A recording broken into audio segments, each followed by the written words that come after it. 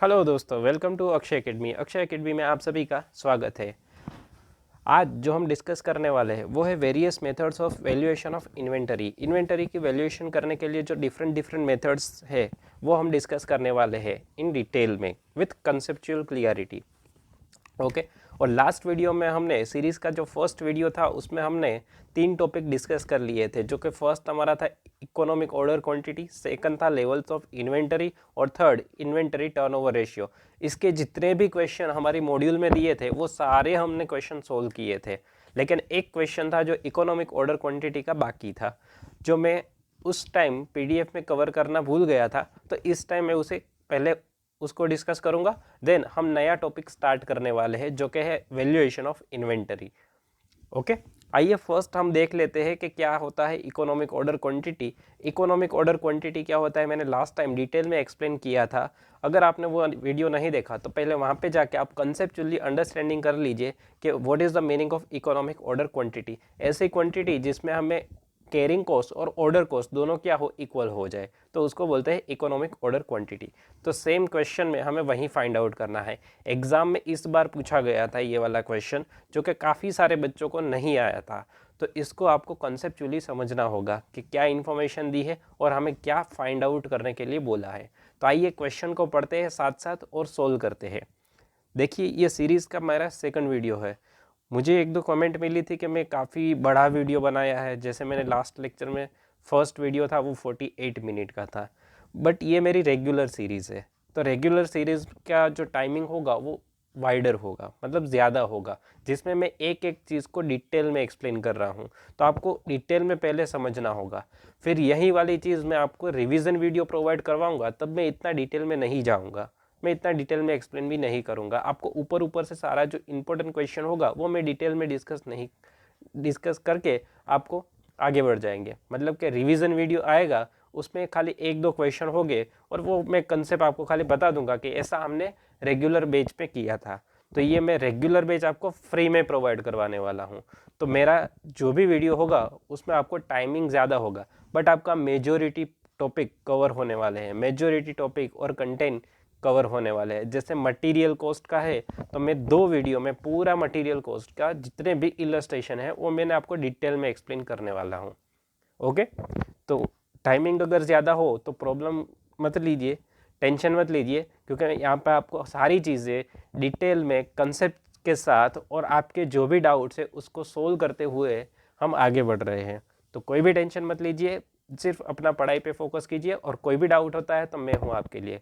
Costing मेरी responsibility है, वो मैं आपको करवा दूंगा 100%। ओके, आइए समझते हैं आज का इलस्ट्रेशन नंबर 16। उसके बाद easiest method of valuation of inventory हम देखने वाले हैं। क्यों ईजीएस्ट है वो मैं आपको पढ़ाऊंगा तो आप भी समझ जाओगे, और कोई भी आपको एक चीज़ भी दिमाग में याद नहीं रखनी होगी। ओके, इतना इजी वे में मैं आपको एक्सप्लेन करने वाला हूँ वैल्यूएशन ऑफ इन्वेंटरी की मेथड्स। ओके, और विथ मॉड्यूल के जितने भी इलस्ट्रेशन है वो सारे हम कवर करेंगे।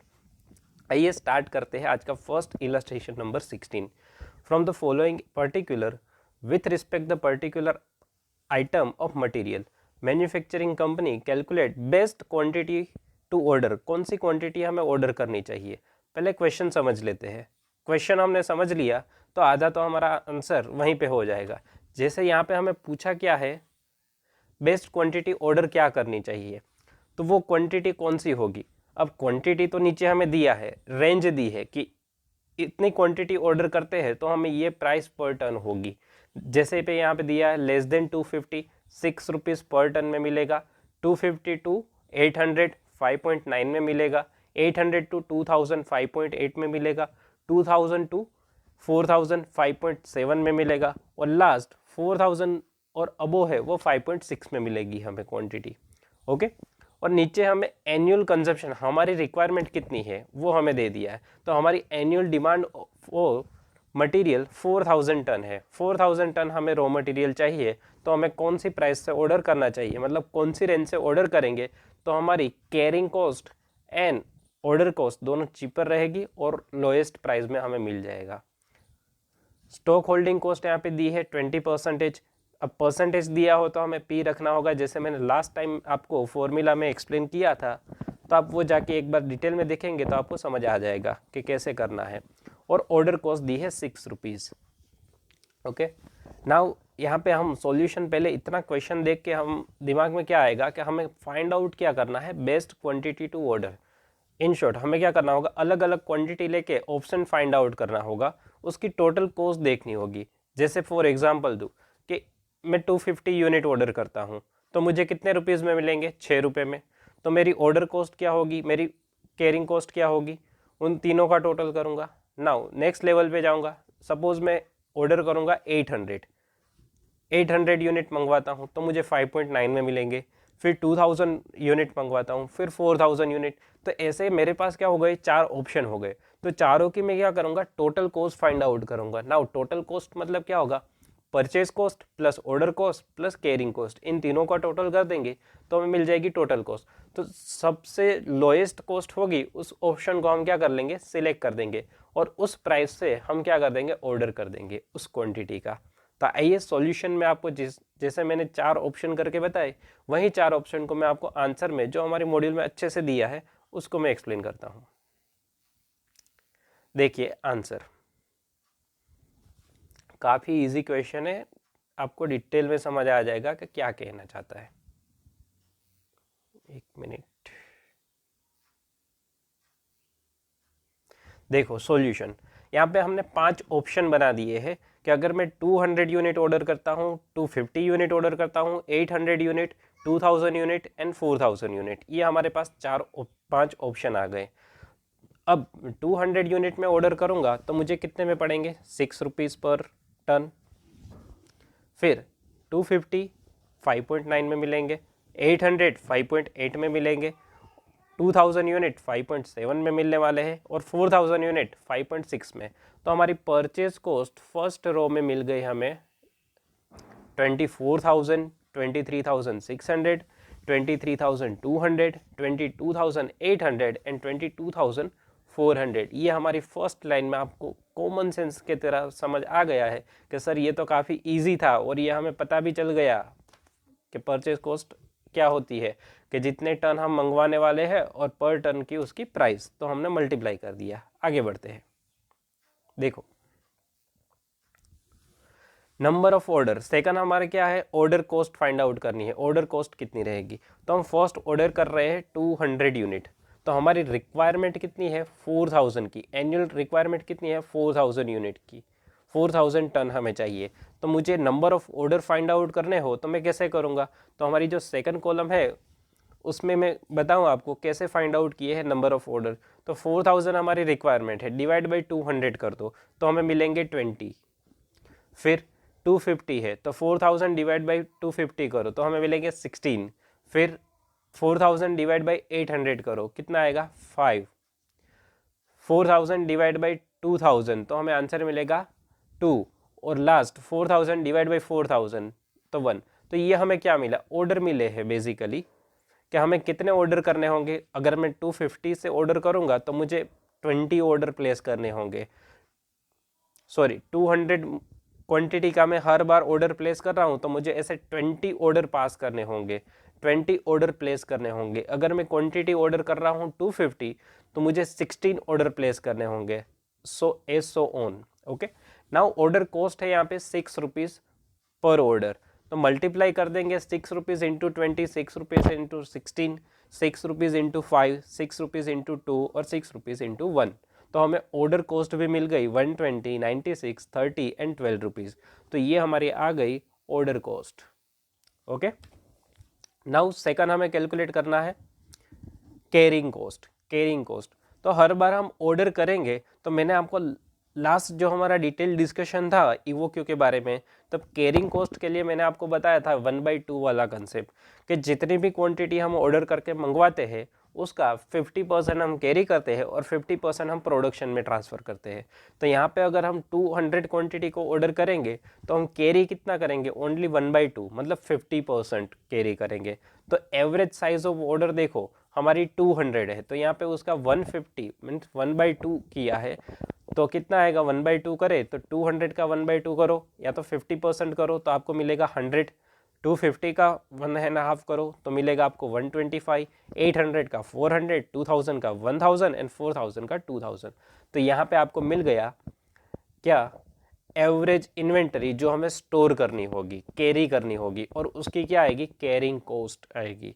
तो कैरिंग कॉस्ट कितनी होगी, तो क्वेश्चन में हमें बोला था 20 रुपीज़, 20 रुपीज़, अब 20% बोला था, तो 20% कितना, किसका 20%। तो लास्ट लेक्चर में मैंने आपको डिटेल में बताया था कि प्राइस पर यूनिट, यहाँ पे दी है प्राइस पर टन, तो प्राइस पर टन जितनी होगी उसका हमें क्या करना होगा, 20% करना होगा। तो अगर हम 200 क्वांटिटी ऑर्डर करते हैं तो हमारी प्राइस क्या है, 6 रुपीज़। 250 ऑर्डर करेंगे तो हमारी प्राइस क्या है, 5.9। ये मैं यहाँ से पढ़ के बता रहा हूँ। और 5.8 हम 800 क्वांटिटी ऑर्डर करते हैं तो हमारी प्राइस पर टन क्या होगी, 5.8, उसका 20%। और मैं 2000 क्वांटिटी ऑर्डर करता हूँ तो मुझे 5.7 में मिलने वाली है, तो उसका 20%। तो यहाँ पे कैरिंग कॉस्ट अलग अलग क्वांटिटी पे, मतलब डिफरेंट क्वांटिटी पे हमारी डिफरेंट होने वाली है। तो मुझे कैरी करने हैं फर्स्ट में 100 यूनिट और उसकी कैरिंग कॉस्ट है 1.2, तो मैं 100 इंटू 1.2 मल्टीप्लाई कर दूँ तो मुझे मिलेगी inventory carrying cost 120 rupees. Okay, same way 125 ton को मुझे कैरी करना होगा और कैरिंग कॉस्ट उसकी है 1.18, तो मेरी इन्वेंटरी कैरिंग कॉस्ट आ जाएगी 147.5। सेम वे मल्टीप्लिकेशन हम आगे 400 इंटू 1.6, 1000 इंटू 1.14 और 2000 इंटू 1.12 कर देंगे तो हमें मिल जाएगी inventory carrying cost. Now in सबको प्लस हमें टोटल करना है, एड ऑन करना है। कौन कौन सी कॉस्ट को करना होगा, तो purchase cost plus order cost और प्लस कर देंगे इन्वेंटरी कैरिंग कॉस्ट। इन तीनों का टोटल कर देंगे तो हमें मिलेगा फाइनल आंसर। फाइनल आंसर आप देख सकते हो किसकी कॉस्ट कम आई है। तो देखो अगर हम 200 kgs मतलब 200 टन ऑर्डर करेंगे तो फर्स्ट की कॉस्ट आने वाली है 24,240। अगर हम मंगवाते हैं 250 यूनिट पर ऑर्डर में तो 23,843। और अगर हम नेक्स्ट ऑप्शन में जाएंगे 23,000, फिर 23,952, 24,646, तो ये हमारे पास 5 ऑप्शन आ गए। अब इसमें से जिसकी कॉस्ट कम है उसको हम ऑप्शन को सिलेक्ट करेंगे और उस क्वांटिटी को हम क्या कर देंगे, ऑर्डर प्लेस कर देंगे। तो नाउ यहाँ पे आप ऑब्जर्व करोगे तो आपका थर्ड जो वन है उसकी 23,694 जो कि है 800 यूनिट। तो हम प्लेस करेंगे ऑर्डर कितनी क्वांटिटी का, 800 क्वांटिटी को ऑर्डर प्लेस करेंगे। तो ये हमारी बेस्ट क्वांटिटी रहने वाली है जो कि 5.8 रुपीज़ में मिलने वाली है। तो ये था क्वेश्चन जो मैंने आपके साथ डिटेल में डिस्कस किया है। अगर आपको इसमें से कोई भी कन्फ्यूज़न है, कोई भी डाउट है, तो आप मेरा व्हाट्सएप ग्रुप ज्वाइन कर सकते हो, जिसके बारे में डिटेल में लास्ट में बताने वाला हूँ। कैसे ज्वाइन करना है, कैसे इस वीडियो की आपको PDF भी मिलेगी और सारी बाकी डिटेल मैं आपको लास्ट में बताने वाला हूँ। ओके, आइए डिस्कस करते हैं अब जो कि इस लेक्चर का मोस्ट इम्पोर्टेंट टॉपिक है और काफ़ी इजी और सिंपल टॉपिक है, वैल्यूएशन ऑफ इन्वेंटरी और उसकी डिफरेंट मेथड्स। देखो ये हमारा लेक्चर 2 है, इस सीरीज का सेकंड वीडियो है। तो वैल्यूएशन इन्वेंटरी मैं आपके साथ डिटेल में डिस्कस करने वाला हूँ। पहले मैं बता देता हूँ कितनी मेथड्स है और कौन कौन से मेथड है, कौन कौन से इलस्ट्रेशन है इस मेथड के बारे में, और मॉड्यूल में हमें क्या दिया है और कौन सी मेथड हमें पढ़नी है। तो ये मैं आपको पहले डिटेल में एक्सप्लेन कर देता हूँ। देखो वैल्यूएशन ऑफ इन्वेंटरी की मेथड है, 4 पार्ट में मैंने इसको डिवाइड किया है जो कि मॉड्यूल में हमारे ईजी लैंग्वेज में दिया है, बट मैंने यहाँ पे टेबल बना के दे दिया है। देखो फर्स्ट है कॉस्ट प्राइस मेथड, सेकंड है specific price method, third one is a market price method और fourth one is a notional price. Now इसके अंदर फर्दर हमें मेथड्स दी है जैसे FIFO method, LIFO method, base stock method. ये क्या होती है मैं आपको डिटेल में क्वेश्चन के साथ बताने वाला हूँ। ओके, और फिर स्पेसिफिक प्राइस में दी है average price methods, simple average method, weighted average price method, moving simple average price method, moving weighted average price method, ये सारी मेथड है। मार्केट प्राइस में दो दिए है, replacement method and realisable method. Notional price में दी है, standard price and inflated price methods. तो ये सारी मेथड के सर हमें क्वेश्चन डिस्कस करने हैं ना बेटा, ना, सारी मेथड के हम क्वेश्चन नहीं करने वाले हैं। जो एग्जाम के लिए इंपॉर्टेंट है और जो हमारी मॉड्यूल में दिया है वही क्वेश्चन हम डिस्कस करने वाले हैं। तो सर हमारी मॉड्यूल में कौन सी मेथड दी गई है, इतनी सारी मेथड हम नहीं करेंगे। बच्चों टेंशन मत लो, मैं हूं ना। सारी मेथड आपको एक एक इलस्ट्रेशन में, मतलब टोटल 4 पार्ट में मैंने डिवाइड किया है, 4 क्वेश्चन करवाऊंगा, आपके सारे डाउट क्या हो जाएंगे, ओवर्स हो जाएंगे। और मेथड आपको याद भी नहीं रखनी है, और क्वेश्चन आया तो आप दाएं हाथ से सोल्व कर लोगे। इतना मैं इजी वे में एक्सप्लेन करने वाला हूँ। देखो फीफो मेथड है, लिफो मेथड है, फर्स्ट से स्टार्ट करने वाले। सर इलस्ट्रेशन कौन से कवर करेंगे वो तो बता दो। सर आज वाले लेक्चर में हम इलस्ट्रेशन कवर करने वाले हैं, illustration number 6, illustration number 5, illustration number 9 and illustration number 10। ये 4 इलस्ट्रेशन मैं आपके साथ डिटेल में डिस्कस करने वाला हूँ ना। यहाँ पे लिखा है मैंने as per part 1 method, as per part 2। तो जो ऊपर मैंने दिया है ना पार्ट 1, पार्ट 2, पार्ट 3, तो जो पार्ट 1 है ना उसका एक क्वेश्चन दिया है इलस्ट्रेशन नंबर 6, और फिर पार्ट 2 के लिए दिया है इलस्ट्रेशन नंबर 5, पार्ट 3 के लिए है इलस्ट्रेशन नंबर 9, और पार्ट 4 के लिए है इलस्ट्रेशन नंबर 10। तो ये 4 इलस्ट्रेशन में आपके ऊपर के सारी मेथड्स में कवर करने वाला हूँ, जो कि मोस्ट इम्पोर्टेंट है। और आपको होमवर्क में भी रहेंगे 3 illustration, illustration number 7, illustration number 8 और 11, ये तीनों आपको होमवर्क में करने हैं। तो अगर इस वीडियो को ध्यान से सुनोगे तो आपके methods of valuation of inventory clearly concept हो जाएगा, और आप ये 3 क्वेश्चन होमवर्क में भी कर लोगे। तो आइए फर्स्ट स्टार्ट करते हैं फर्स्ट पार्ट से, जिसका मैं फीफो एंड लिफो मेथड है उसका पहले कंसेप्ट एक्सप्लेन करूंगा, देन आपको मैं क्वेश्चन समझाने वाला हूं, जो कि काफ़ी इजी है और 5 मिनट के अंदर वो कंप्लीट भी हो जाएगा। तो आइए फर्स्ट पार्ट 1 से स्टार्ट करते हैं। हम पहले कंसेप्ट समझ लेते हैं। फीफो मेथड क्या होता है, फीफो का फुल फॉर्म पहले, first in first out. First in first out इसका मतलब क्या होगा, जो पहले आएगा वो पहले जाएगा। अब आप क्या सोच रहे हैं पता नहीं, लेकिन मैं यहाँ पे बात कर रहा हूँ in context of raw material के बारे में। मैं बात कर रहा हूँ रॉ मटेरियल की। तो देखो मैं आपको एक छोटा सा एग्जांपल देता हूँ। जैसे हमारा एक वेयर हाउस है, चलो पेन से इंडिकेट करके आपको एक्सप्लेन करता हूँ। हमारा एक वेयर हाउस है और एक हमारी फैक्ट्री है। ये दोनों अलग अलग प्लेस है, मतलब है बाजू में ही लेकिन 2 डिवीज़न है। और हम क्या कर रहे हैं, रॉ मटेरियल परचेज करते हैं। जैसे मैंने फर्स्ट परचेज की 500 यूनिट, सेकंड परचेज की 600 यूनिट की, और थर्ड परचेज की 700 यूनिट। अब ये क्या है, रॉ मटेरियल है, मैंने 3 अलग अलग पार्ट में परचेज किया है मार्केट में से। तो नाउ इस रॉ मटेरियल को मुझे कहाँ पे ट्रांसफ़र करना होता है, फैक्ट्री के अंदर फॉर द मैन्युफैक्चरिंग। उसके मैं क्या बनाऊंगा, फिनिश गुड बनाऊंगा और उसको मार्केट में सेल करूंगा। तो नाउ मेथड यहाँ पे हमारी अप्लाई करनी है। जब भी रॉ मटेरियल वेयरहाउस से निकलेगा और फैक्ट्री में जाएगा, तब हम कौन सी मेथड से वहाँ पे ट्रांसफ़र करेंगे। तो यहाँ पे हमारी फर्स्ट मेथड है फीफो मेथड। अब फीफो मेथड का क्या कहना है कि भाई आप एक काम करो, जो मटेरियल फर्स्ट हमने परचेस किया है उसको फर्स्ट ट्रांसफ़र करो। इन शॉर्ट जो फर्स्ट यहाँ पे परचेस की, अगर प्रोडक्शन में यूनिट फैक्ट्री में भेजने हैं, वहाँ पे मांगे हैं 500 यूनिट, तो जो फर्स्ट परचेस के 500 यूनिट है उसको हम ट्रांसफ़र कर देंगे। फिर रिक्वायरमेंट हुई तो हम सेकंड परचेस को ट्रांसफ़र करेंगे, और थर्ड जो लास्ट परचेस थी उसको ट्रांसफ़र करेंगे। इन शॉर्ट जो फर्स्ट परचेस हुए रॉ मटेरियल उसको प्रोडक्शन में फर्स्ट भेजेंगे हम, और सेकंड परचेस होगी उसको उसके बाद, और थर्ड को उसके बाद। तो ऐसे करके हम रॉ मटेरियल को क्या करेंगे, प्रोडक्शन के लिए इश्यू करेंगे। तो जब भी हम रॉ मटेरियल को परचेज करते हैं तो उसको बोला जाता है रिसिप्ट, और जब भी उसको ट्रांसफ़र किया जाता है प्रोडक्शन में तो उसको बोला जाता है issue of raw material for the purpose of production of product. Okay, और जो भी उसके बाद बचेगा यहाँ पे उसको बोलेंगे बैलेंस। तो हमारा जो फॉर्मेट होगा वो भी मैंने आपको यहाँ पे एक्सप्लेन कर दिया कि जब भी हम परचेज करेंगे तब हमारी क्या होगी, रॉ मटेरियल रिसिप्ट होता है, फिर उसको ट्रांसफ़र करेंगे प्रोडक्शन के लिए, तो वहाँ पे बोलते हैं हम इश्यू किया है प्रोडक्शन के लिए, और जो भी बैलेंस बचेगा उसको हम बैलेंस में लिखेंगे। तो ये है हमारी first method, first in first out. तो आपको कंसेप्चुअली समझ आ गया क्या होता है first in first out. Okay, जो पहले परचेस की है, जो पहले रॉ मटेरियल आया है वही पहले प्रोडक्शन में जाएगा। ओके, नाउ नेक्स्ट मेथड, पहले मेथड एक्सप्लेन करूंगा फिर हम क्वेश्चन देखेंगे। अगर मेथड आपका कॉन्सेप्ट समझ आ गया तो हमारा क्वेश्चन तो 2 मिनट में हो जाएगा।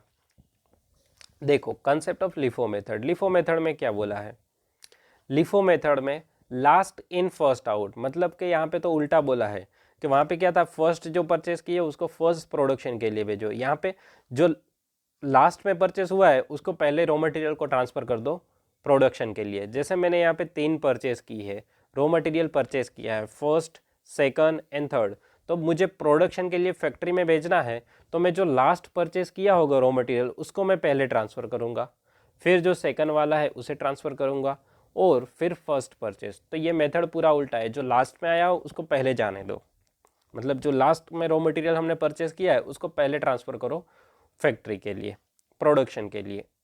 ओके, तो ये है लास्ट इन फर्स्ट आउट।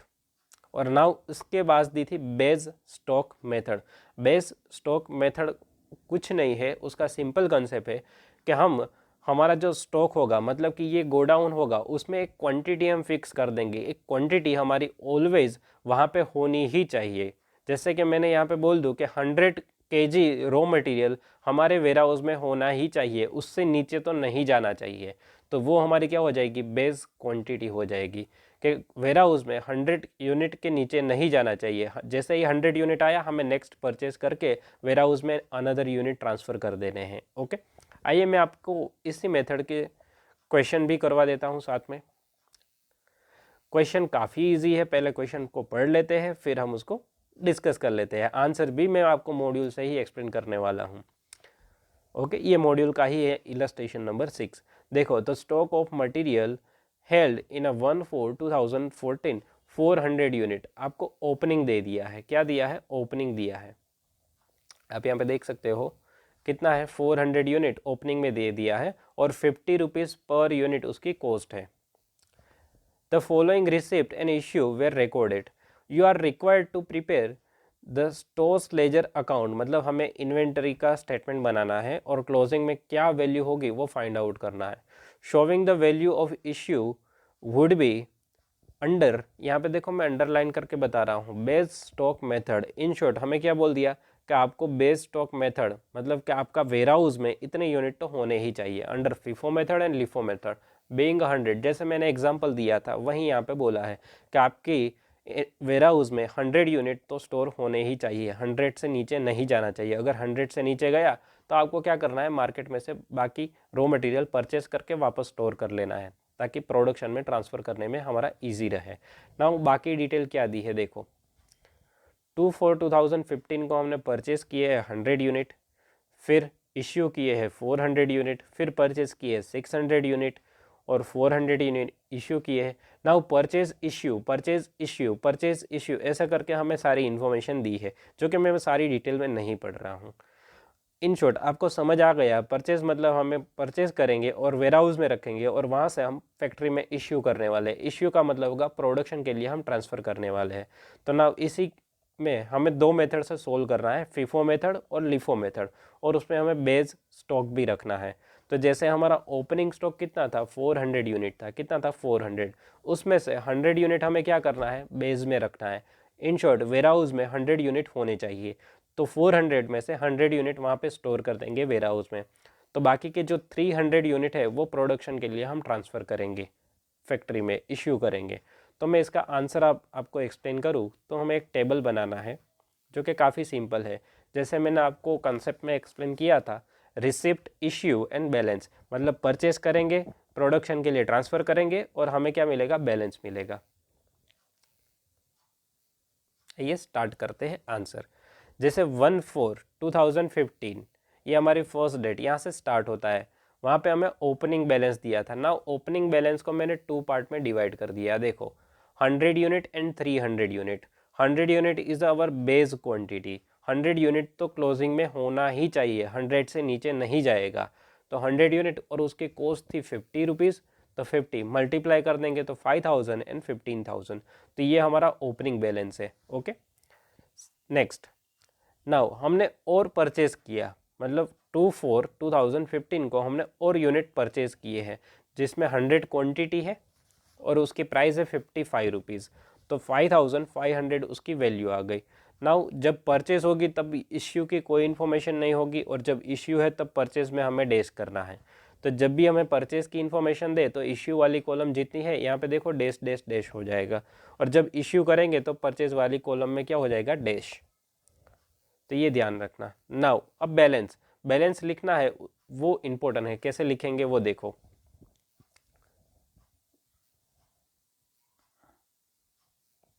देखो बैलेंस हम लिखेंगे, पहले ऊपर जो दो क्वांटिटी थी ना 100 और 300, इन दोनों को लिखा जाएगा सेम वे जैसे ऊपर लिखा है, 50 रुपीज़ 50 रुपीज़, 5000 और 15,000।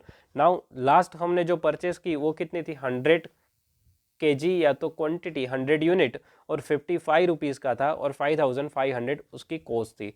तो मैं आपको एक छोटा सा ओवरव्यू दूँ तो हमारी फर्स्ट परचेज बोले तो 100, फिर सेकंड परचेज 300 और फिर लास्ट 100। तो हम अगर फीफो मेथड से इसे सोल्व कर रहे हैं, कौन से मेथड से सोल्व करने वाले हैं, फीफो मेथड से। तो फर्स्ट इन फर्स्ट आउट, तो फर्स्ट इन कौन सा होगा, तो हम फर्स्ट ट्रांसफ़र कहाँ से करेंगे, तो ट्रांसफ़र करना शुरू करेंगे 300 से, 300 फिर 100 को ट्रांसफ़र करेंगे। सर हमने जो फर्स्ट 100 यूनिट है उसको नहीं ट्रांसफ़र करेंगे, अरे बेटा बेज स्टॉक मेथड यहाँ पे यूज़ कर रहे हैं साथ में, base stock under FIFO method. तो वो जो बेज वाली क्वांटिटी है ना उसको टच भी नहीं करना है, वेयर हाउस में उतना तो होना ही चाहिए, तो उसको टच नहीं करना है। उसके अलावा जो भी क्वांटिटी है उसको हम ट्रांसफ़र करेंगे। अगर वहाँ पे बेज स्टॉक मेथड नहीं होता तो हम क्या करते, डायरेक्टली वहीं से ट्रांसफ़र करना शुरू कर देते। ओके, तो नेक्स्ट देखते हैं 6/4/2015 को हम इश्यू करने वाले हैं प्रोडक्शन के लिए, और इश्यू करने के लिए आपके क्वेश्चन में बोला है 300 यूनिट। तो 300 यूनिट कैसे ट्रांसफ़र करेंगे, सॉरी आपको ट्रांसफ़र करने हैं 400 यूनिट। क्वेश्चन में नहीं दिखा रहा हूँ लेकिन आप देखते रहना क्वेश्चन। 400 यूनिट आपको ट्रांसफ़र करने हैं, तो कैसे करेंगे 400 यूनिट। तो देखो हमारे पास 300 यूनिट है 50 रुपीज़ वाले और 100 यूनिट है 55 वाले, तो मैं यहाँ पे ट्रांसफ़र कर सकता हूँ उसको प्रोडक्शन के लिए। मैंने ट्रांसफ़र कर दिए। नाउ बैलेंस में क्या बचेगा, बैलेंस में बचेंगे 100 यूनिट, जो बेस स्टॉक है हमारा वही हमारा बैलेंस में बचेगा। तो मैंने एज इट इज़ उसको वहाँ पे लिख दिया 100 यूनिट 50 रुपीज़ के और 5000। ओके, नाउ आगे बढ़ते हैं। नाउ 600 केजी या तो 600 यूनिट हमने परचेज़ किए 55 रुपीज़ से, और उसकी वैल्यू क्या है 33,000। नाउ मुझे बैलेंस लिखना है, तो पहले मैं लिखूंगा बेस स्टॉक हमारा जो था और जो मैंने परचेज़ की थी वो दोनों में सेपरेटली लिखते जाऊंगा। फिर उसको मैंने प्रोडक्शन के लिए ट्रांसफ़र किया है। प्रोडक्शन के लिए कितने बोले हमें 400 यूनिट, तो 600 में से 400 यूनिट प्रोडक्शन में चले जाएंगे। तो नाउ बैलेंस कितना बचेगा 200, और वो कितने के प्राइस से 55 से, तो यहाँ पे कॉस्ट आ जाएगी 11,000। तो यहाँ पे बैलेंस मिल गया। नाउ सेम वे मैंने आगे परचेज़ की है 500 क्वांटिटी की, 65 रुपीज़ पर यूनिट है, 32,500। नाउ बैलेंस कैसे लिखा जाएगा, तो पहले मैं अपना बेस लिख दूंगा, 100 वाला था वो 100 यूनिट 50 रुपीज़ का और 5,000। नाउ ऊपर का जो बैलेंस बचा था 255 रुपीज़ वाला, और नाउ मैंने न्यू परचेज़ की है 500 की, वो लिखेंगे 65 से। तो यहाँ पे अब मेरे पास स्टॉक में कितनी आ गई, 3 क्वांटिटी आ गई डिफरेंट डिफरेंट। तो नाउ अंडर फीफो मेथड है, तो जो फर्स्ट परचेज है उसको फर्स्ट ट्रांसफ़र किया जाता है। तो नाउ अगर मुझे प्रोडक्शन में ट्रांसफ़र करना होगा इन दोनों में से, तो मैं पहले 200 यूनिट को ट्रांसफ़र करूँगा और फिर ट्रांसफ़र करूँगा 500 को। तो आपको मेथड समझ आ गई होगी कि कैसे ट्रांसफ़र करना है। सेम वे अगर लिफो मेथड होती तो जो 500 यूनिट है ना उसी में से मैं पहले प्रोडक्शन के लिए ट्रांसफ़र करता, वो मैं आगे बताने वाला हूँ। तो पहले अभी फीफो समझ लेते हैं। नाउ देखो इश्यू करने हैं प्रोडक्शन के लिए 600, तो मुझे 600 यूनिट ट्रांसफ़र करने हैं। तो मुझे 200 में पहले पूरे ट्रांसफ़र कर दूंगा और बाकी के बचे वो किस में से करूंगा, तो जो 500 है उसमें से मैं 400 करूंगा। तो मैंने यहाँ पे इश्यू कर दिया है प्रोडक्शन के लिए, और multiply by price per unit उसकी कर दूंगा। तो नाउ बैलेंस में क्या बचेगा, देखो बैलेंस कितना बचेगा,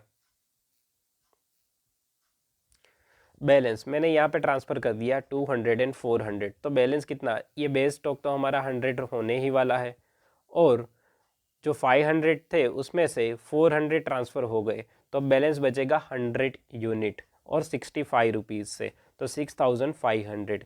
नाउ हमने अनदर परचेज़ कर लिया 800, नाउ उसको क्लोजिंग में लिखेंगे ये तीनों क्वांटिटी, 100 ऊपर वाली जो है वही और 800 ऐड हो जाएगी। तो नाउ अगेन उसको हम प्रोडक्शन के लिए भेजेंगे। नाउ प्रोडक्शन के लिए कितना ट्रांसफ़र करना है, तो हमारे क्वेश्चन में बोला है 700, तो 700 ट्रांसफ़र करना है। तो कैसे ट्रांसफ़र करेंगे, तो हमारे पास ये वाला स्टॉक पड़ा था ये 3, तो बेस वाला तो हमें टच भी नहीं करना है। तो पहले हम क्या करेंगे, 100 kg ट्रांसफ़र कर देंगे और फिर बाकी का जो बैलेंस बचा इसमें से करेंगे। ओके, सॉरी 700 ट्रांसफ़र नहीं करना है, 500 ही करना है। तो 100 ये वाला ट्रांसफ़र करेंगे और बाकी का 400 800 में से ट्रांसफ़र कर देंगे। तो यहाँ पे गया प्रोडक्शन के लिए इश्यू कितने हुए, 500 यूनिट, और उसकी प्राइस पर यूनिट दी है। तो नाउ बैलेंस कितना बचेगा, तो बैलेंस देखो 800 था, उसमें से 400 प्रोडक्शन में चले गए, तो 400 हमारा बैलेंस बचेगा और प्राइस उसकी है 70 रुपीज़। तो बैलेंस में बचे हमारे 100 और 400, इन शॉर्ट 500 था ना। अगर इसमें से भी प्रोडक्शन में ट्रांसफ़र करने के लिए हमें अगेन बोला कि आप 200 और करो, तो 400 में से 200 यूनिट और ट्रांसफ़र कर देंगे हम।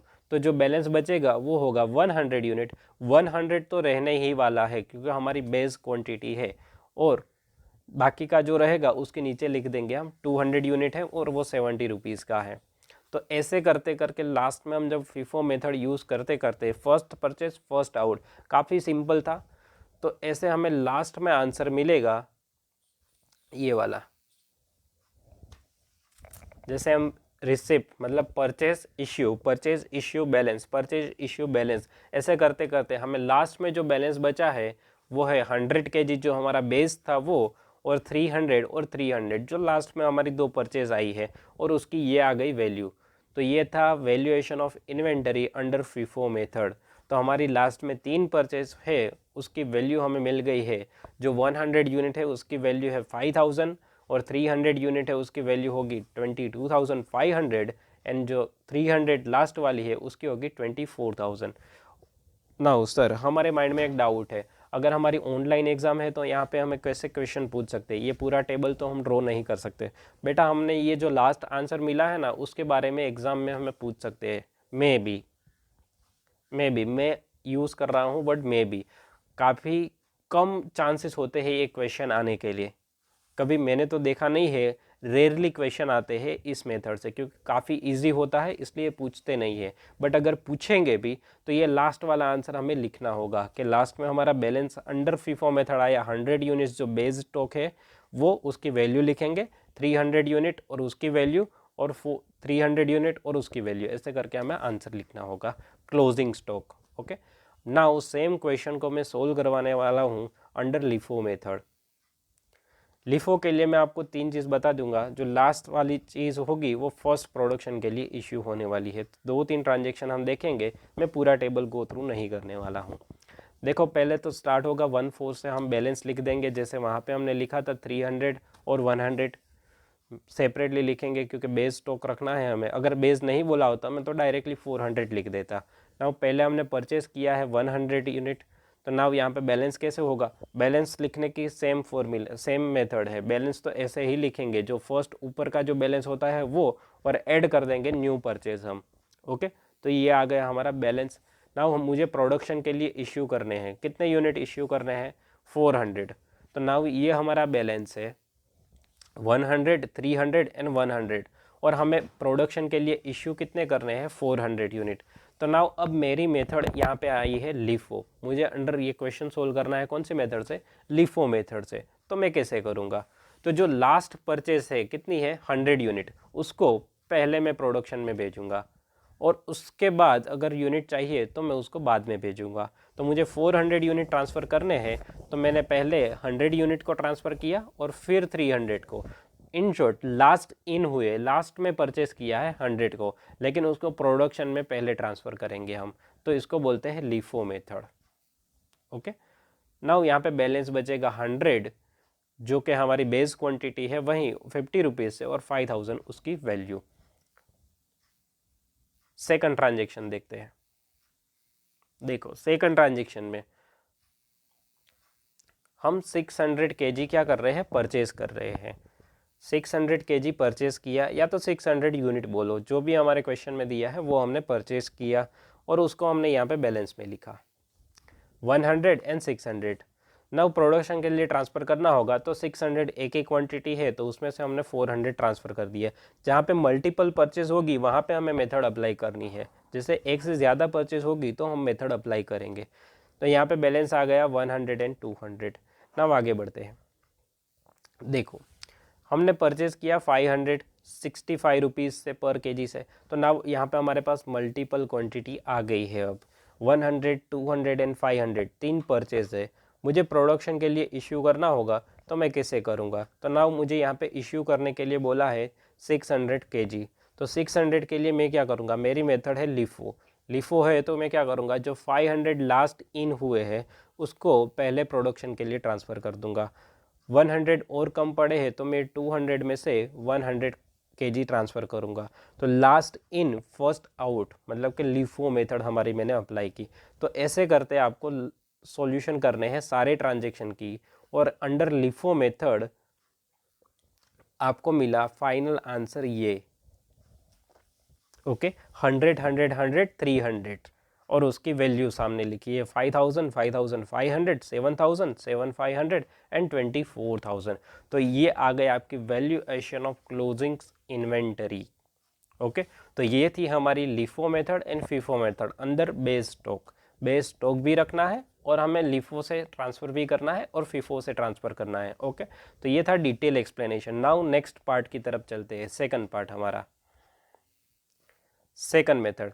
नाउ सेकंड मेथड काफ़ी इजी है और काफ़ी सिंपल है, जो कि मैं इलस्ट्रेशन 5th में डायरेक्टली एक्सप्लेन करने वाला हूँ। इलस्ट्रेशन नंबर 5th पे हमें पूछा है सिंपल एवरेज से और वेटेड एवरेज से। तो नाउ क्या होता है डिफरेंस दोनों में, सिंपल एवरेज और वेटेड एवरेज में। सिंपल एवरेज मतलब कि जो प्राइस होगी फर्स्ट परचेज की और सेकंड परचेज की उसका एवरेज करना है। मतलब कि जैसे हम प्राइस परचेज किया मैंने, फॉर एग्जाम्पल मैं आपको एक एग्जाम्पल देता हूँ, जैसे मैंने 100 यूनिट परचेस किए हैं 10 रुपीज़ से और मैंने वापस 200 यूनिट परचेस किए हैं 10.2 रुपीज़ से। नाउ मुझे प्रोडक्शन के लिए इश्यू करना है तो मैं कौन सी प्राइस से करूँगा, तो यहाँ पे बोला है सिंपल एवरेज। तो मुझे क्या करना है, इसकी सिंपल एवरेज लेनी है। जैसे 10 + 10.2 डिवाइड बाई 2 कर दूंगा, तो जो भी आएगा 10.1 आंसर उस प्राइस से मैं क्या करूँगा, प्रोडक्शन के लिए इश्यू करूँगा। इतनी सिंपल मेथड है। जो भी प्राइस दी है, जितनी भी परचेस हमने की है, जो भी प्राइस दी है उसको हम क्या कर देंगे, उसका एवरेज ले लेंगे। अब 2 की जगह यहाँ पे 3 परचेस होती 100, 200 और 300, तो तीनों की जो प्राइस होती उसका टोटल करके हम डिवाइड बाई 3 कर देते। जो भी एवरेज प्राइस आएगी उससे हम क्या कर देंगे, इश्यू कर देंगे प्रोडक्शन के लिए। नाउ यहाँ पे हमें क्वेश्चन दे दिया है और बोला है कि सिंपल एवरेज से क्वेश्चन सोल्व करो और वेटेड एवरेज से क्वेश्चन सोल्व करो। तो आइए मैं आपको पहले सिंपल एवरेज से करवाता हूँ और फिर हम उसको वेटेड एवरेज से करेंगे। ओके, देखो काफ़ी सिंपल क्वेश्चन है और काफ़ी सिंपल सॉल्यूशन है। हम यहाँ पे फर्स्ट दिया है 100 क्वांटिटी हमने परचेज़ की, 10 रुपीज़ से हमने परचेज़ की और 1000 उसकी वैल्यू, 10 इंटू 100 केजी या तो यूनिट। और नाउ अब यहाँ पे आप बैलेंस की कॉलम देखोगे तो एक कॉलम बीच में मिसिंग करती है, जो लास्ट हमने फॉर्मेट में थी वो एक कॉलम नहीं है। कौन कौन सी नहीं है, तो जो प्राइस वाली लास्ट कॉलम थी वो यहाँ पे निकल गई है। तो बैलेंस में क्या लिखा है, तो ओनली क्वांटिटी है और यहाँ पे बैलेंसिंग वैल्यू लिखी है। ओके, कोई बात नहीं, ऐसे ही लिखेंगे। अगर सिंपल एवरेज है तो काफ़ी सिंपल हो जाएगा, क्योंकि क्वांटिटी तो हमें एवरेज प्राइस से ट्रांसफ़र करनी है। नाउ यहाँ पे देखो सेकंड परचेज है 200 की और उसकी वैल्यू है 10.2 और उसका आ गई वैल्यू 2040 मतलब 2040 रुपीज़। बैलेंस में कैसे लिखेंगे, बैलेंस में हम लिखेंगे टोटल कितनी होगी, 100 क्वांटिटी ऑलरेडी थी, हमने नई कितनी परचेस करी 200, तो हमारा बैलेंस कितना हो जाएगा 300, 100 + 200 और वैल्यू कितनी होगी, पहले जो क्वांटिटी थी उसकी वैल्यू थी 1000, अब परचेस की है उसकी वैल्यू कितनी है 2040 रुपीज़, तो टोटल कितना हो जाएगा 3040 रुपीज़। ओके, नाउ हमें आगे बोला है थर्ड मतलब 5th ऑफ मार्च में क्या होता है 250 यूनिट हम क्या करते हैं प्रोडक्शन के लिए इश्यू कर रहे हैं। तो 250 यूनिट मैंने लिख दिए। नाउ यहाँ पे अंडर फीफो अंडर लिफो वो मेथड अप्लाई नहीं करनी है। 300 जो यूनिट पड़े थे उसमें से ही प्रोडक्शन में क्या हो जाएंगे, ट्रांसफ़र हो जाएंगे। और कौन सी प्राइस से करेंगे तो मैंने आपको बता दिया सिंपल एवरेज है, तो मैंने ये दोनों प्राइस की क्या कर दूंगा, एवरेज ले लूँगा। तो यहाँ पे एवरेज प्राइस से मैंने क्या कर दिया, ट्रांसफ़र कर दिया। नाउ मुझे बैलेंस लिखना है, तो 300 में से 200 यूनिट ट्रांसफ़र हो गए, तो बैलेंस कितना बचा, 50। और 3040 जो वैल्यू थी और उसमें से ट्रांसफ़र कितनी हो गई, 2525 की, तो जो डिफरेंस बचा 515 वो यहाँ पे लिख देंगे वैल्यू में। Okay, next transaction. नेक्स्ट हम परचेज कर रहे हैं 200 और 300, तो 200 और 300 की ये प्राइस है। और बैलेंस में कैसे लिखेंगे, तो पहले 50 ऑलरेडी था, उसमें हमने 200 परचेज किया, तो हमारा बैलेंस हो जाएगा 250। और 250 के बाद हमने अगेन 300 परचेज किया है, तो 550 यहाँ पे क्वांटिटी हो जाएगी और उसकी वैल्यू कितनी आ जाएगी, 5855। तो नाउ अब यहाँ पे आप देखोगे तो यहाँ पे हमारे पास 3 परचेज है, 3 परचेज अभी है। कौन कौन सी है, तो ये हमने 2 लेटेस्ट परचेज की है, और 50 जो यहाँ पे बैलेंस पड़ा है वो कौन सी परचेज का है, 10.2 का है। तो अगर हम इश्यू के लिए बोलेंगे, प्रोडक्शन के लिए यूनिट इश्यू करने हैं, तो हमारे पास 3 प्राइस है, उसका हमें एवरेज लेना होगा। तो 10.2 प्लस 10.5 और प्लस 10.8, इन तीनों का प्लस करके डिवाइड बाई 3 से करेंगे, तो हमें यहाँ पे इश्यू करना है 10.5 से, मतलब सिंपल एवरेज हमारी कितनी आ जाएगी, 10.5। तो 200 यूनिट हमें इश्यू करने हैं, तो 10.5 से करेंगे। नाउ बैलेंस कितना बचेगा, 550 बैलेंस था, उसमें से 200 ट्रांसफ़र हो गया, बैलेंस बचा 350। नाउ अब अगेन वापस बोला है कि 200 यूनिट ट्रांसफ़र करने हैं। तो बच्चों के मन में डाउट हो रहा है, क्या डाउट हो रहा है, मुझे पता है कि सर अब यहाँ पे तो हमारे पास यूनिट तो हमने 200 ट्रांसफ़र कर दिए, लेकिन ये 200 के लिए भी हमें 10.5 ही लेना चाहिए। क्यों हमने 10.5 नहीं ली है, उसकी बजाय हमने यहाँ पे क्वांटिटी की जो वैल्यू है वो 10.65 ली है, और इन दोनों का ही एवरेज किया है। क्यों तीनों का नहीं किया है, क्यों ये क्वांटिटी को हमने आगे जाने दिया, क्योंकि बच्चों यहाँ पे आप कॉमन सेंस से देखोगे तो यहाँ पे भी फीफो मेथड यूज़ कर रहे हैं। फीफो मेथड कैसे, तो आप देखो, फर्स्ट इन फर्स्ट आउट, जो प्रोडक्शन के लिए पड़ेंगे 100 यूनिट थे वो पहले ही ट्रांसफ़र कर देंगे। यहाँ पे टोटल 300 का बैलेंस था, उसमें से हमने 250 ट्रांसफ़र कर दिया, तो ऐसा एज्यूम किया कि 100 यहाँ से गए और बाकी के जो यूनिट थे 250 के लिए 150 वो यहाँ से ट्रांसफ़र हो गए। तो हमारी क्वांटिटी जो हमने 200 परचेज़ की थी 10.2 से, तो वो कितने यूनिट बचे होंगे बैलेंस में, 50 यूनिट। नाउ अब मैं ट्रांसफ़र कर रहा हूँ कितने, 200 यूनिट, तो पहले मैं ट्रांसफ़र करूँगा ये 50 यूनिट जो कि मेरे 10.2 वाले थे। तो मैंने 50 यूनिट्स ट्रांसफ़र कर दिए, तो अब मेरे पास जो बैलेंस बचेगा वो जो लेटेस्ट परचेस की थी क्वांटिटी वही होने वाला है।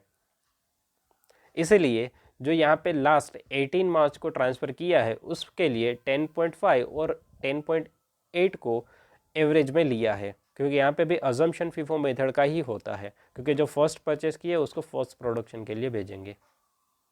ओके, तो सेम वे इसका भी बैलेंस आ गया, सेम नेक्स्ट परचेस की 100 और उसका बैलेंस आ गया, लास्ट में आ गया इश्यू करने के बाद 100 और 1090। तो ये हमारा होगा फाइनल आंसर 1090। वैल्यूएशन क्या होगी क्लोजिंग स्टॉक की, 1090, और क्वांटिटी कितनी होगी 100। ओके, तो ये था सिंपल एवरेज। नाउ इसी क्वेश्चन को वेटेड एवरेज मेथड से सोल्व करेंगे। देखो same way weighted average method में क्या लेना है, हमें प्राइस की एवरेज नहीं लेनी है। यहाँ पे हम इन टोटालिटी में बात करेंगे। इन टोटालिटी मतलब वैल्यू डिवाइड बाय क्वांटिटी कर देंगे डायरेक्टली, प्राइस को टच ही नहीं करना है। जो भी वैल्यू होगी और उसकी प्राइस क्वांटिटी होगी उससे डिवाइड कर देंगे। कैसे, देखो सर हमने फर्स्ट परचेस किया है 100, तो बैलेंस आ गया 100। फिर सेकंड परचेस की 200, तो यहाँ पे बैलेंस कितना हो जाएगा 300। 100 प्लस 200 कर देंगे। पहले कितनी वैल्यू थी 1000, और जो नेक्स्ट परचेस की उसकी 2040 आ गई, तो टोटल वैल्यू में देखो कितनी आ गई 3040। नाउ अब हमें अगर बोले कि यूनिट इश्यू करने हैं for the purpose of production under weighted average method, तो कैसे करेंगे, तो ये 3040 है, डिवाइड बाय उसकी क्वांटिटी से कर देंगे, तो जो भी प्राइस आएगी उसको बोलेंगे वेटेड एवरेज प्राइस। ओके, तो यहाँ पे मुझे 250 यूनिट ट्रांसफ़र करने थे, तो मुझे प्राइस यहाँ पे मुझे मेथड लगानी थी, तो कौन सी मेथड मैंने लगा दी, वेटेड एवरेज मेथड। कैसे, 3040 divide by 300 unit. Okay, now balance कितना बचा 50 यूनिट और 5070। 5070 कैसे, यहाँ पे डिफरेंस ले लो, आपको मिल जाएगा 5070। नाउ मैंने परचेस किया 200 300, मेरा यहाँ पे बैलेंस मिला 550 और ये आ गई उसकी वैल्यू। नाउ मैं जब इश्यू करूँगा तब कैसे करूँगा, कौन सी प्राइस से करूँगा, मुझे 200 यूनिट इश्यू करने हैं, तो प्राइस क्या होगी 5847 डिवाइड बाई 550 करूँगा, जो भी प्राइस आएगी उस प्राइस से इश्यू कर दूंगा।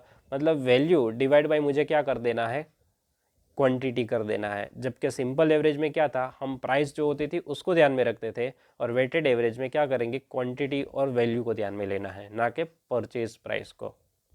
तो ऐसे करके हमारा लास्ट आंसर मिलेगा 100 यूनिट और उसकी वैल्यू क्या हो जाएगी 1078। तो यह आ गया valuation of closing stock 1078 under weighted average method. काफ़ी सिंपल मेथड था, मैंने इसका कंसेप्ट भी आपको बता दिया कि क्या डिफरेंस है दोनों में और उसकी कैसे कैलकुलेशन करनी है। ओके, आइए आगे बढ़ते हैं नेक्स्ट मेथड पे। नेक्स्ट मेथड उससे भी सिंपल है, replacement price method. Replacement price method मतलब क्या होता है, मैं आपको कंसेप्ट भी बताता हूँ। पहले आइए पहले कंसेप्ट समझ लेते हैं।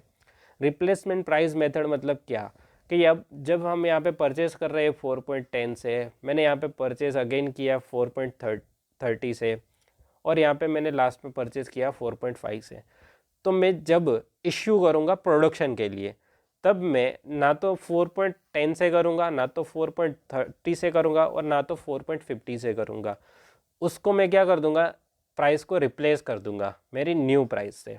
अब मेरी न्यू प्राइस क्या होगी, तो जब भी इश्यू करने वाले हैं प्रोडक्शन के लिए तो ऑलरेडी हमें बता देंगे कि जब भी इश्यू करेंगे तब इस वैल्यू से हम इश्यू करेंगे, इस डेट को हम इस वैल्यू से इश्यू करने वाले हैं प्रोडक्शन। मतलब कि रिप्लेसमेंट प्राइस वो हमें पहले ही बता देंगे। जैसे इस क्वेश्चन में देखते हैं, prepare stores ledger account showing the price material issue on replacement price basis of the following particular. Opening हमें यूनिट दे दिए हैं, कितने दिए हैं देखो 404 रुपीज़ से दिए हैं, और रिसीव्ड किया है फिर इश्यू किया है। नाउ यहाँ से अलग डेट दी है तो ये दोनों सेपरेट कर देना। फिर रिसीव्ड किए हैं 200 यूनिट, फिर इश्यू किए हैं और फिर रिसीव हुए हैं। और नेक्स्ट पेज पे आप देखोगे तो आपको रिप्लेसमेंट वैल्यू दे दी है, मतलब कि हम 4 डेट को क्या कर रहे हैं, इश्यू कर रहे हैं, तो उसकी हमें प्राइस बोल दी है, पहले से ही बता दिए। 4.2 लेना है 15 तारीख को, 20 को आपको लेना है 4.4, 26 को आपको लेना है 4.60, और 30 को कितना लेना है 4.8। तो ये आपको रिप्लेसमेंट प्राइस पहले ही बता दी है कि जब भी आप इश्यू करोगे इस डेट से तो आपको ये प्राइस से आपको इश्यू करना है। आंसर में देखो, पहला आपके पास ओपनिंग में बैलेंस था, फिर आपने 100 यूनिट नए परचेज किए 4.10 से, आपका बैलेंस आ गया 500, और कौन सी वैल्यू हो जाएगी, यहाँ पे आ गया 2010 डिवाइड बाई 500 करोगे तो आपको मिलेगा 402। ओके, नाउ अब आपको करना है इश्यू करना है प्रोडक्शन के लिए। नाउ 300 यूनिट मुझे इश्यू करने हैं, तो 500 में से 300 में ट्रांसफ़र करने वाला हूँ प्रोडक्शन के लिए। नाउ कौन सी प्राइस से करूँगा, तो सर ऊपर मुझे यहाँ पे कोई मेथड नहीं लगानी है, ना तो वेटेड एवरेज, ना तो सिंपल एवरेज, ना तो फीफो, ना तो लिफो। क्वेश्चन में ऑलरेडी बोल दिया है कि आपको 15 तारीख को ये वैल्यू से आपको ट्रांसफ़र करना है, इस वैल्यू से आपको ट्रांसफ़र करना है। तो यहाँ पे बाकी का बैलेंस लिख देंगे। अगेन मुझे सेकंड इश्यू बोला था 250 का, और इसकी कौन सी वैल्यू से करना है वो पहले से ही बता दिया था, रिप्लेसमेंट वैल्यू। तो ये आपकी सारी रिप्लेसमेंट वैल्यू इश्यू के लिए आपको ऑलरेडी गिवन है। तो क्वेश्चन हमारा सॉल्यूशन काफ़ी सिंपल हो जाता है। यहाँ पे जब भी हम ट्रांसफ़र करेंगे तब रिप्लेसमेंट वैल्यू लेना है, अदरवाइज़ खाली बैलेंस लिखते जाओ और रिप्लेसमेंट वैल्यू से मल्टीप्लाई करके ट्रांसफ़र करते जाओ। तो ये थी हमारी replacement method. Now last standard price method, last discuss करनी है हमें स्टैंडर्ड प्राइस मेथड, जो काफ़ी बच्चों को टिपिकल लगती है और समझ में भी नहीं आती है, समझने में काफ़ी दिक्कत होती है। तो मैं आपको इजीली कंसेप्ट इसका भी बता देता हूँ। आइए डिस्कस करते हैं स्टैंडर्ड प्राइस। अब स्टैंडर्ड प्राइस मेथड क्या होगी, मतलब यहाँ पे हम क्या करेंगे, पहले से ही एक प्राइस डिटरमाइन कर लेंगे कि भाई हम प्रोडक्शन के लिए जब यूनिट ट्रांसफ़र होंगे तो मान लो यहाँ पे 100 रुपीज़, तो हम पूरे साल मतलब पूरे महीने जितना भी हमारा प्रोडक्शन होगा, जितने भी बार हम इश्यू करेंगे, परचेज वाले व्हाट्सोएवर वैल्यू से करें, बट ट्रांसफ़र हम इस वैल्यू से ही करने वाले हैं। तो स्टैंडर्ड प्राइस फिक्स होगी एवरी इश्यू ऑफ प्रोडक्शन के लिए, मतलब हर बार इश्यू करेंगे तब हमारी प्राइस सेम होने वाली है ना। स्टैंडर्ड प्राइस होता क्या है, देखो प्राइस होती है estimated price, budgeted price, standard price, जो कि मैं आपको वेरिएंस एनालिसिस स्टैंडर्ड कॉस्टिंग पढ़ाऊंगा तब आपको डिटेल में बताऊंगा, बट अभी जस्ट आपको उसका ओवरव्यू दे देता हूं एक बार। क्या होती है स्टैंडर्ड प्राइस? फॉर एग्जाम्पल, हम एक कंपनी के ओनर हैं और हम हैं परचेज मैनेजर, ओनर भी है और हमारा एक परचेज मैनेजर है। उसको हमने बोला है कि आप मार्केट में से रॉ मटेरियल परचेज करने वाले हो पूरे साल, तो कितनी रुपए से करोगे। मान लो लास्ट ईयर हमें वही रॉ मटेरियल 100 रुपीज़ पर केजी में से मिलता था, तो नाउ नेक्स्ट ईयर वो रॉ मटेरियल हमें 100 रुपीज़ पर केजी में ही मिलेगा? नहीं, उसकी प्राइस में क्या हो जाएगा, फ्लक्चुएशन आ जाएगा। मतलब आपकी प्राइस क्या हो जाएगी, लिटिल बिट या तो बढ़ जाएगी या तो कम हो जाएगी, मतलब फ्लक्चुएशन होने के चांसेस है। तो कंपनी यहाँ पे क्या चाहती है, एक आप स्टैंडर्ड डिसाइड कर लो कि हम 120 रुपीज़ से ही खरीदेंगे, मैक्स टू मैक्स क्या खरीदेंगे, अगर महंगा भी हुआ तो कितना होगा, 20 रुपीज़ होगा। तो वो क्या करती है, पास्ट डेटा को ध्यान में रखते हुए फ्यूचर की एक प्राइस डिटरमाइन कर लेते हैं, तो उसको बोलते हैं स्टैंडर्ड प्राइस। कि भाई पास्ट में 100 थी, तो नाउ मैक्स टू मैक्स बढ़ते बढ़ते वो 120 होगी, तो 120 को क्या बोल देंगे, स्टैंडर्ड प्राइस। नाउ जब भी इश्यू करेंगे प्रोडक्शन के लिए तब 120 से करेंगे, ओके, तो इसको बोलते हैं स्टैंडर्ड प्राइस। नाउ क्वेश्चन में हमें अगेन वही सेम इन्फॉर्मेशन दी है। क्या क्या इन्फॉर्मेशन दी है, ओपनिंग दिया है, परचेज दिया है, issue issue purchase, issue issue purchase और इश्यू, ऐसे करके हमें सारे ट्रांजेक्शन दिए हैं। तो नाउ क्वेश्चन में जो लास्ट पैराग्राफ है काफ़ी मोस्ट इंपॉर्टेंट है, देखिए पहले पढ़ लेते हैं फिर मैं उसको बताता हूँ आपको उसके बारे में। देखो, द डेबिट बैलेंस और प्राइस वेरिएशन। नाउ यहाँ पे हमें बोल दिया कि प्राइस वेरिएशन कितने रुपीज़ का होने वाला है, 20 रुपीज़ का। कितना होगा, 20 रुपीज़ का। शो द स्टॉक अकाउंट और material for the month of January indicating how you will deal with the different material price variance। now material price variance के बारे में मैं आपको जब वेरिएंस एनालिसिस करवाऊंगा चैप्टर डिटेल में, स्टैंडर्ड कॉस्टिंग जो मेरा फेवरेट चैप्टर है, जब मैं आपके साथ डिटेल में डिस्कस करूंगा तब आपको बताने वाला हूं what is the meaning of material price variance. Okay, तो ये वाला पॉइंट जब भी मैं स्टैंडर्ड कॉस्टिंग डिस्कस करूंगा तब मैं इसको टच करने वाला हूँ और तब आपको डिटेल में एक्सप्लेन करूंगा यही चीज़। ओके, अभी के लिए मैं आपको स्टैंडर्ड प्राइस कैसे फाइंड आउट करेंगे उसके बारे में एक्सप्लेन करने वाला हूं। देखो, अब मुझे यहाँ पे स्टैंडर्ड प्राइस डिसाइड करनी है, तो अभी मेरा जो ओपनिंग स्टॉक पड़ा है वो कितने वैल्यू से है, 240 रुपीज़ से है, और मुझे पता है प्राइस में वेरिएशन कितना आने वाला है, 20 रुपीज़ का। तो मुझे स्टैंडर्ड मेरा डिसाइड करना हो तो मैं कैसे करूँगा, पर केजी या तो पर यूनिट का, मुझे पर टन का मुझे एक स्टैंडर्ड डिसाइड करना है कितने में पड़ेगा। तो मैं आपको स्टैंडर्ड फिक्स करना सिंपली बता देता हूँ कैसे करेंगे। ना अभी जो मेरे पास ओपनिंग स्टॉक में है कितने, 10 टन हमारे पास पड़ा है, या तो मैं सिंपली बोलने के लिए ऐसा बोलूँगा 10 केजी रॉ मटेरियल है और पर केजी की उसकी प्राइस कितनी है,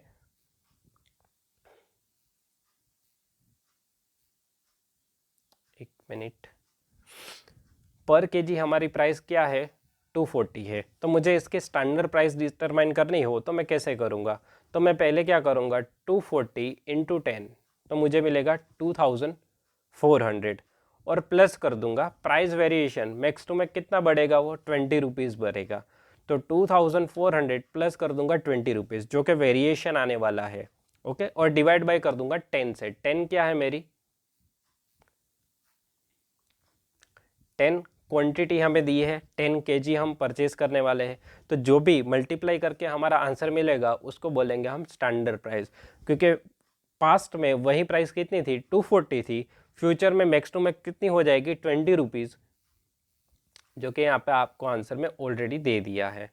आप यहाँ पे देखोगे तो 250 पर टन आपको दिया है, पर टन की प्राइस है तो 10 से मल्टीप्लाई कर दिया।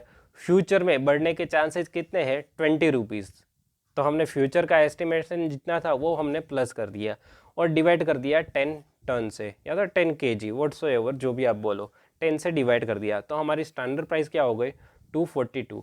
नाउ हम जितना भी इश्यू, जितनी बार इश्यू करेंगे प्रोडक्शन के लिए तब सेम प्राइस से इश्यू करने वाले हैं, 242 से। आप आंसर में देख सकते हो हमने जितने भी बार इश्यू किया है तब 242 से किया है। तो आपको एक आइडिया आ गया है कि मेथड्स कब हमें यूज़ करनी होगी। तो जब भी इश्यू होता है रॉ मटेरियल प्रोडक्शन के लिए तब हमें मेथड अप्लाई करनी होगी। वो तो फीफो भी हो सकती है, लिफो भी हो सकती है। लिफो फीफो में आपको कुछ सोचना ही नहीं था, जो प्राइस से परचेस किया वहीं से ट्रांसफ़र कर दो। Simple average weighted average method थी, वो उसमें हम सिंपल एवरेज निकालते थे प्राइस का और वेटेड एवरेज में निकालते थे क्वांटिटी और वैल्यू का डिवीज़न कर देते थे। और रिप्लेसमेंट मेथड में डायरेक्टली हमें क्वेश्चन में दिया होता है। स्टैंडर्ड प्राइस में हमने पहले ऊपर स्टैंडर्ड प्राइस डिटरमाइन कर ली कितनी अभी है और फ्यूचर में कितनी बढ़ेगी, उसको क्वांटिटी से डिवाइड कर दो, जो भी वैल्यू आई ये हमारी इश्यू के लिए हम यूज़ करेंगे। तो ये थी सारी मेथड, मैंने आपको डिटेल में डिस्कस कर दी। तो आपको माइंड में डाउट है सर आपने सारी मेथड कहाँ से कवर कर ली, हमें एक बार बता दो कौन कौन सी मेथड आपने कवर करी, कौन सी आपने छोड़ दी है। चलो पहले देख लो कौन कौन से हमने डिस्कस करी, कौन सी आपके लिए रखी है। अरे बेटा मैंने एक भी मेथड स्किप नहीं की है। देखो पहली हमारी मेथड थी कॉस्ट प्राइस मेथड। तो कॉस्ट प्राइस में हमने एक क्वेश्चन देखा फीफो मेथड से लिफो मेथड से, उसमें बेस स्टॉक मेथड भी आ गया है। तो पूरा तो हमने पहला फर्स्ट वाला पार्ट डिटेल में डिस्कस कर लिया। नेक्स्ट हमने डिस्कस की simple average and weighted average price method. आपकी मॉड्यूल में यही दो मेथड के क्वेश्चन दिए हैं, इसलिए मुझे ये दो मेथड थी वो मैंने आपको डिटेल में एक्सप्लेन कर दी। फिर हमने डिस्कस किया रिप्लेसमेंट मेथड। रियलाइज मेथड का क्वेश्चन नहीं था मॉड्यूल में, इसलिए मैंने आपको रिप्लेसमेंट मेथड, और फिर था स्टैंडर्ड प्राइस मेथड। तो ये चारों पार्ट में से जो इम्पोर्टेंट मेथड थी जो कि क्वेश्चन में एग्जाम में पूछ सकते हैं वो मैंने आपको डिटेल में डिस्कस कर दी है। तो आपको अगर इस चारों पार्ट में कोई भी डाउट हो तो आप क्या करना है उसको सोल्व करने के लिए आइए अब उसके बारे में बात करते हैं। और आपको होमवर्क में जो क्वेश्चन करने हैं उसको भी आपको करने ज़रूरी है, तभी आपको प्रैक्टिस करोगे तभी आपको पता चलेगा। सर अगर डाउट हुए तो कैसे सोल्व करेंगे हम। देखो आपके सामने Akshay academy final, Akshay academy inter, तो ये दोनों व्हाट्सएप ग्रुप है जिसकी लिंक आपको डिस्क्रिप्शन बॉक्स में मिल जाएगी। डिस्क्रिप्शन बॉक्स में आपको अगर इंटर के बच्चे हो तो इंटर की लिंक को ज्वाइन करना है। उसमें आपको जो भी डाउट होता है उस व्हाट्सएप ग्रुप में आपको प्लेस करना है। जब भी अगर मैं फ्री हूँ तो आपके क्वेश्चन का सॉल्यूशन मैं प्रोवाइड करवाऊँगा। और इसमें ऑल ओवर इंडिया से जितने भी सीएमए कर रहे हैं और जिसको इस चैनल के बारे में पता है, जिसको पता है कि मेरी सीरीज़ स्टार्ट हो चुकी है, वो इसमें ज्वाइन हो चुके हैं। अप्रॉक्स 200 के ऊपर स्टूडेंट है इंटर की बैच में। तो आप इस चैनल को ज्वाइन कर लो, सॉरी इस ग्रुप को ज्वाइन कर लो। आपको अगर कोई भी डाउट होता है whatsoever DT, law, costing, FM, कोई भी सब्जेक्ट है इंटर का, तो आप उसमें क्वेश्चन पूछ सकते हो। अगर कोई सब्जेक्ट आपको अच्छे से आता है और कोई बच्चा डाउट पूछ रहा है तो उसको रिप्लाई भी आप कर सकते हो। तो ये एक अच्छा ग्रुप है क्वेश्चन आपको अगर है तो वो सोल्व करने के लिए, क्योंकि ऑल ओवर इंडिया में से जितने भी बच्चे सीएमए कर रहे हैं उसके लिए स्पेशल ग्रुप है जहाँ पे हम डाउट सोल्व करते हैं। और मैंने यहाँ पे देखा है कि अभी जो एग्ज़ाम गई उसमें majority student all over India से, काफ़ी कन्फ्यूज़न थी और काफ़ी डाउट उसको यहाँ से सॉल्यूशन मिला है। काफ़ी बच्चों ने भी यहाँ पे उसकी एक दूसरे की हेल्प की है। तो आप भी इस ग्रुप का पार्ट बन सकते हो और उसका बेनिफिट ले सकते हो। और आपको अगर बेनिफिट होता है तो आपके दोस्त को भी ट्रांसफ़र कर सकते हो कि यहाँ पे आ जाओ, यहाँ पे सारी आपको डिटेल इन्फॉर्मेशन मिल जाएगी सीएमए से रिलेटेड और क्वेश्चन के सॉल्यूशन भी मिल जाएंगे। और इस लेक्चर की अगर आपको पीडीएफ चाहिए, अगर आप चाहते हो कि आपको ये पीडीएफ चाहिए, मेरी जो हैंड रिटन नोट आएगी, क्योंकि आगे के लेक्चर में क्वेश्चन मॉड्यूल का होगा और आंसर मेरा मैं हैंड रिटन नोट से प्रोवाइड करवाने वाला हूँ। तो उसकी अगर पीडीएफ नोट चाहिए तो मैं आपको टेलीग्राम ग्रुप में प्रोवाइड करवाने वाला हूँ। तो ये दो लिंक है आपको टेलीग्राम ग्रुप के। तो आपको फाइनल का लिंक है, इंटर का लिंक है। फाइनल के भी वीडियो में डालने वाला हूँ जल्दी ही, और ये इंटर का भी है, तो इसको आप ज्वाइन कर सकते हो। इंटर के ग्रुप में इस लेक्चर की जो भी लेक्चर में डालने वाला हूँ उसकी पीडीएफ मैं पहले डाल दूंगा और फिर उसकी लिंक उसके नीचे आ जाएगी। ओके, तो ये आप पीडीएफ अगर आपको चाहिए तो इस ग्रुप को आप ज्वाइन कर सकते हो जो कि है टेलीग्राम का, जिसकी लिंक भी आपको डिस्क्रिप्शन बॉक्स में नीचे मिल जाएगी। ओके, नाउ मैंने ये जो सीरीज़ स्टार्ट की है मैंने उसका एक प्लेलिस्ट में अलग से डाल दिया है। प्लेलिस्ट में मेरा देखो फर्स्ट वीडियो आ गया है, जिसमें मैंने हेडिंग लिख दिया है CMA inter group 1 cost accounting. तो आपको कॉस्ट अकाउंटिंग के मटेरियल, फिर लेबर, फिर ओवरहेड, फिर एम्प्लॉय, फिर स्टैंडर्ड, मार्जिनल, कॉन्ट्रैक्ट, उसकी सारी डिटेल रेगुलर बेच का वीडियो आपको यहाँ पे मिल जाएगा। एक ही प्लेलिस्ट के अंदर पूरा सब्जेक्ट आपको इन डिटेल मिल जाएगा। सेम वे मैंने ग्रुप 2 के भी बहुत सारे टॉपिक, ऑलमोस्ट कॉस्टिंग, FM और cost, company accounts and audit के सारे टॉपिक यहाँ पे डिस्कस किए हैं। जितने भी इलस्ट्रेशन है मॉड्यूल के ही मैंने कवर किए हैं। तो कॉस्ट ऑफ कैपिटल के, कैपिटल बजटिंग के, ratio analysis, budget and budgetary control, fund flow statement, सारा कुछ मैंने डिटेल में डिस्कस किया है। तो उस वीडियो को भी ग्रुप 2 के लिए आप देख सकते हो, कॉस्ट FM के। ओके।